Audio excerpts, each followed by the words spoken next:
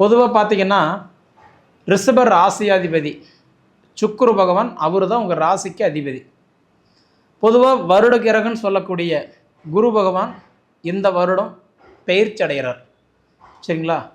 அதாவது மிதுனத்தில் இருந்து கடக ராசிக்கு குரு பகவான் பெயர்ச்சி அடைகிறார் ஜூன் மாதம் 1ஆம் தேதி. சரிங்களா? தமிழுக்கு வைகாசி மாதம் 18ஆம் தேதி அன்னைக்கு குரு பகவான் பெயர்ச்சி ஆகிறார். ராகு கேது பயிற்சி அப்படின்றது 2026 இந்த வருஷம் டிசம்பர் மாதம் 7ஆம் தேதி, அதாவது கார்த்திகை மாதம் 21ஆம் தேதி ராகு கேது பயிற்சி ஆகிறார். கும்பத்தில் இருக்கக்கூடிய ராகு மகரத்துக்கும், சிம்ம ராசியில் இருக்கக்கூடிய அதாவது கேது பகவான் கடக ராசிக்கும் பயிற்சி ஆகிறார். சனி பயிற்சி இந்த வருஷம் இருக்கான்னு பார்த்தா கிடையாது. சரிங்களா? ஆனால் சனி பகவான் இந்த வருடம் வக்ரமாகிறார். எந்த தேதியில் வக்ரமாகிறார் அப்படின்னு பார்த்தீங்கன்னா, அதாவது ஜூலை மாதம்.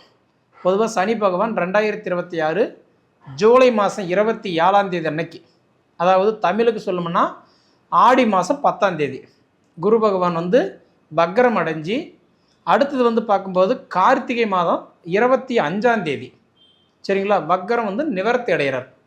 அப்போ பார்க்கும்போது டிசம்பர் மாதம் 11ஆம் தேதி சனி வக்ர நிவர்த்தி ஆகிறார். கிட்டத்தட்ட 138 நாள் சனி பகவான் மேன ராசியிலேயே வக்ரம் அடைஞ்சு மீன ராசியிலே வக்ர நிவர்த்தி அடைகிறார். சரிங்களா? அப்போ பொதுவாக பார்த்தீங்கன்னா இப்போ இந்த 3 பயிற்சி காலமும், அதாவது இந்த 3 கிரகங்களுடைய பயிற்சி காலமும் உங்களுக்கு எந்த மாதிரி மாற்றங்களை இந்த வருஷம் கொடுக்க போகிறார். பொதுவாக பார்த்தீங்கன்னா சனி பயிற்சி தான் இந்த வருடம் கிடையாதுன்னு சொல்லிட்டேன் இல்லைங்களா? அப்போ மேன ராசியில் இருக்கக்கூடிய சனி பகவான் உங்கள் ராசியை தான் அவர் 3ஆம் இடமா பார்க்குறாரு. பொதுவாக பாருங்கள், சனியுடைய பார்வை எடுத்திங்கன்னா 3, 7, 10 இந்த 3 ராசிக்கு ரொம்ப நல்லது பண்ணுவார். அப்போ 3ஆம் இடம்னா எந்த ராசின்னா உங்கள் ராசி தான், ரிஷப ராசி. 7ஆம் இடம்னா சிம்ம ராசி. 10ஆம் இடம்னா தனுசு ராசி. இந்த 3 ராசிக்குமே சனி பகவான் ரொம்ப நல்லது பண்ணுறார். சரிங்களா? அதனால் எப்படி பார்த்தாலும் சனி தடுப்பார், எவரை கொடுப்பார். சனி ஒரு விஷயத்தில் தடுத்தாலும் யாராலையும் கொடுக்க முடியாது, சனி கொடுத்தாலும் யாராலையும் கெடுக்க முடியாது. அப்போ சனி பகவானுடைய பார்வைப்பட்ட கோடி நன்மை. சனி பகவான் நிறைய பேர் சொல்லுவாங்க கெட்டவன் கெட்டவன் கெட்டவன் சொல்லுவாங்க. ஆனால் இருக்கிறதுலையே ஒரு விஷயம் நல்லா தெரிஞ்சுக்கோங்க, லஞ்சம் வாங்காத ஒரு நேர்மையான கிரகம் யாருன்னா சனி மட்டும்தான். அதனால தான் சனி பகவான் தொழில் கான்ட்ராக்டர் அவர் எடுத்திருக்கிறது. அதுக்கு தான் தொழிலுக்கு காரகன், தொழிலுக்கு அதிபதி, கர்ம வினைகளுக்கேற்ற பலன்களை கொடுப்பவர், லஞ்சம் வாங்காத ஒரு கிரகம் யாருன்னா சனி மட்டும்தான். அதனால தான் சனி பகவான் நம்ம நீதிமான் சொல்கிறோம். சரிங்களா? சனி பகவான் பொறுத்த வரைக்கும் அப்படி இல்லை. நாம் நல்லது பண்ணனா நமக்கு நல்லதை மட்டும் தான் கொடுப்பார், நாம் கெட்டதை பண்ணனா நமக்கு கெட்டதை மட்டும் தான் கொடுப்பார். அதனால தான் ஒவ்வொரு தடவை நம்ம சொல்கிறது என்னென்னா, சனிக்காலம் நம்மளை பார்க்கும்போது ஜாதகத்தை பார்த்துட்டு பண்ணுங்க, பண்ணலாமா வேண்டாமா, செய்யலாமா வேண்டாமா பார்த்துட்டு ஏன் செய்ய சொல்கிறோம்னா, நல்லதாக இருந்துட்டாருன்னா சனி போல் கொடுக்குறவர் யாருமே இல்லை. நல்லா ஞாபகம் வச்சுக்கோங்க. அதுக்கு முன்னாடி கார் எடுக்கிறது, வண்டி எடுக்கிறது, தொழில் தொடங்கிறது, அதாவது ஒரு விஷயத்தை ஆரம்பிக்கிறது, புதுப்பிக்கிறது, ஆல்ட்ரேஷன் பண்ணுறது, வெளிநாடு, விளையாட்டுத்துறை, கலைத்துறை, அரசியல், இந்த மாதிரி இருக்கிறவங்களுக்கு நான் சொல்கிற அந்த வக்ரமாகும் போது மட்டும் தயவு செய்து வேண்டாம். ஏன்னா அந்த நிமிஷத்தில் 10% பேருக்கு தான் நல்லது கொடுப்பார தவிர 90% பேருக்கு அந்த நேரத்தில் பாதகமாக தான் இருப்பார். அதனால் எது நீங்கள் செய்கிற மாதிரி இருந்தாலும் வக்ரம் அடையும் போது தயவு செய்து உங்கள் ராசிக்கு செய்யாதீங்க. சரிங்களா? மற்ற காலகட்டம் முன்னாடியும் கடைசியும் பாருங்கள், உங்களுக்கு நிச்சயமாக தொழில் மாற்றம், தொழில் வளர்ச்சி இதெல்லாம் கண்டிப்பாக கொடுத்துட்ருப்பாரு. நீங்கள் பயப்படவே வேண்டாம். ஒன்று வச்சுங்களா? அடுத்தது குரு பயிற்சி எடுத்துக்கோங்க. இப்போ பொதுவாக எடுத்துக்கிட்டேன்னா இந்த வருஷம் குரு பயிற்சி எப்போ சொல்லியிருந்தேன்னா வைகாசி 18 இல்லைங்களா? அதாவது ஜூன் 1. அப்போ குரு பகவான் எங்கே இருக்கிறாரு? உங்களுக்கு 2ஆம் இடத்துல குரு இருக்கார், தனஸ்தானத்தில் இருக்கிறார். பொதுவாக 2ஆம் இடம்னா நம்ம என்ன சொல்கிறோம்? தனஸ்தானம், குடும்பஸ்தானம், கல்வி ஸ்தானம், வாக்குஸ்தானம். அப்போ கொடுத்த வாக்கு காப்பாற்றுவீங்க, படிப்பில் மாற்றம் கிடைக்கும், குடும்பத்தில் இருக்கிற சங்கடங்கள் சரியாகும்.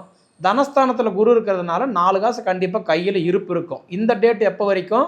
இந்த நான் சொன்ன மாதிரி ஜூன் 1 வரைக்கும் தான். சரிங்களா? ஏன்னா ஜூன் 1க்கு மேலே குரு என்ன பண்ணுறாரு? தனஸ்தானத்தில் இருக்கிற குரு அவர் வந்து உங்களுக்கு தைரியஸ்தானத்துக்கு போயிடுறாரு. அப்போ இது விட அது பெட்டராக இருக்கும். ஏன்னா குருவே போய் தைரியஸ்தானத்தில் உட்காரும்போது பூர்வீக கடன் தீரும், அப்பா வழியில் இருக்கிற பிரச்சனை தீரும், காதல் விவகாரம் எல்லாம் தடை விலகும், பிரிஞ்ச குடும்பம் ஒன்றா சேருவீங்க, கருத்து வேறுபாடுகள் கண்டிப்பாக விலகும், அது போக கணவன் மனைவிக்குள்ளார அண்டர்ஸ்டாண்டிங் பெருகும்.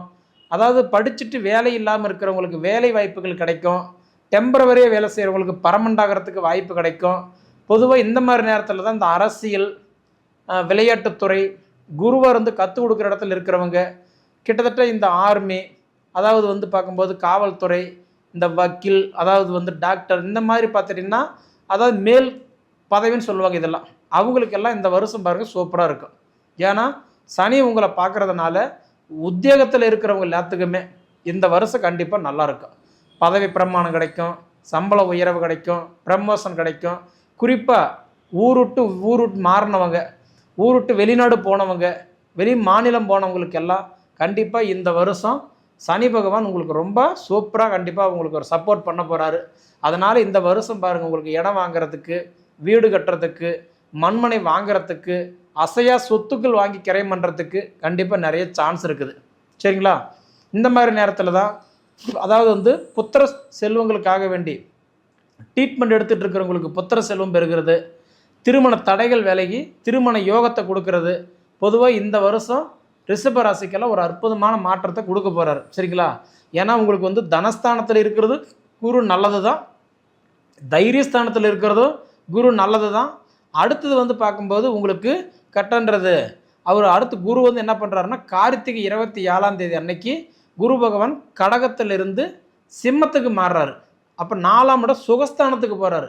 அதில் ஒரு 44 நாள், அதாவதுன்றது மிதுன ராசியில் 2ஆம் இடத்துல ஒரு 47 நாளும், அதாவது தைரியஸ்தானத்தில் 152 நாளும், அது போக உங்களுக்கு சிம்ம ராசியில் அதிசாரம் வாங்கி போய் ஒரு 44 நாளும், இந்த 3மே பாருங்கள் உங்களுக்கு வந்து நல்ல பலன்களை கொடுக்குறாரு. சரிங்களா? அதுக்கப்புறம் வந்து சிம்ம ராசியில் தான் குரு வந்து வக்ரமாவார். அதில் ஒரு 44 நாள் தான் கொஞ்சம் அதாவது கஷ்டம் கொடுப்பார். சரிங்களா? அதுக்கப்புறம் மீண்டும் பார்த்தீங்க அப்படின்னா அவர் வந்து தை மாதம் 11ஆம் தேதியே அவர் கடகராசிக்கே மீண்டும் வந்துடுவார்.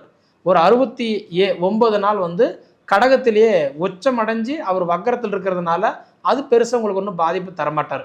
அதனால எனக்கு தெரிஞ்சு உங்களுக்கு சனி பகவான் எப்படி வக்கரம் ஆகும்போது தான் உங்களுக்கு நல்லா இல்லையோ, அந்த மாதிரி குரு பகவானும் பார்க்கும்போது வக்கரம் ஆகும்போது தான் உங்களுக்கு நல்லா இல்லை. அந்த 44 நாள் மட்டும் மேற்கொண்டு இந்த சனி குரு இந்த 2 கிரகமுமே இந்த வருடத்தில் உங்களுக்கு நிச்சயமாக உங்களுடைய உடல் உபாதைகள் எல்லாம் சீராக வச்சுக்குவார். 2வது மனக்கவலையெல்லாம் குறையும், தொழிலில் இருக்கிற பிரச்சனையெல்லாம் கண்டிப்பாக குறையும், அதாவது குடும்பத்துக்குள்ளார அன்னுணியும் பெருகும், சில சந்தோஷங்கள் மாற்றங்கள் நீங்கள் பார்க்கலாம். சரிங்களா? அடுத்தது இந்த வருஷம் ராகு கேது பயிற்சி அப்படின்றது டிசம்பர் மாதம் 7ஆம் தேதி ராகு பகவான் வந்து மகரத்துக்கும் கேது பகவான் வந்து கடகத்துக்கு போகிறாருன்னு சொல்லியிருந்தேன். அதனால பார்த்தீங்கன்னா கார்த்திகை 21ஆம் தேதி உங்களுக்கு வந்து எப்படின்னா 9ஆம் இடத்துக்கு வராரு இல்லைங்களா? அதனால் 10ஆம் இடத்துக்கு வராரு. அற்புதமான வாய்ப்பு. ஏன்னா 10ஆம் இடம் சொல்கிறது வந்து ராகு வந்து தொழில் ஸ்தானத்தில் உட்கார்றாரு.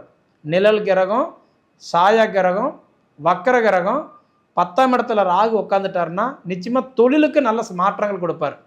அதனால் எனக்கு தெரிஞ்சு ராகு உங்களுக்கு ஏதோ ஒரு வகையில் நல்லதை தான் பண்ணுவார், அதில் மாற்றம் கிடையாது. அதே மாதிரி கேது உங்களுக்கு வந்து கரெக்டாக சுகஸ்தானத்தில் இருக்கிறதுனால அதாவது அவருமே உங்களுக்கு மறைமுகமாக சில சப்போர்ட் எல்லாம் பண்ணுவார். சரிங்களா? அதனால் எனக்கு தெரிஞ்சு இந்த ரிஷப ராசியில் பிறந்த உங்களுக்கு இந்த புது வருடம் ஒரு அனுபவம் கலந்த வருடமாக உங்களுக்கு இருக்க போகுது. அதனால் உங்களோட சுய ஜாதகம் ஒரு தடவை பார்த்துக்கிடுங்க. உங்கள் சுய ஜாதகம் நல்லா இருந்துருச்சுன்னா படைச்ச பிரம்மனே வந்தாலும் உங்களுடைய வளர்ச்சி யாராலையுமே தடுக்க முடியாது. இதை நீங்கள் அனுபவித்து பார்த்து சொல்லுங்கள். நன்றி.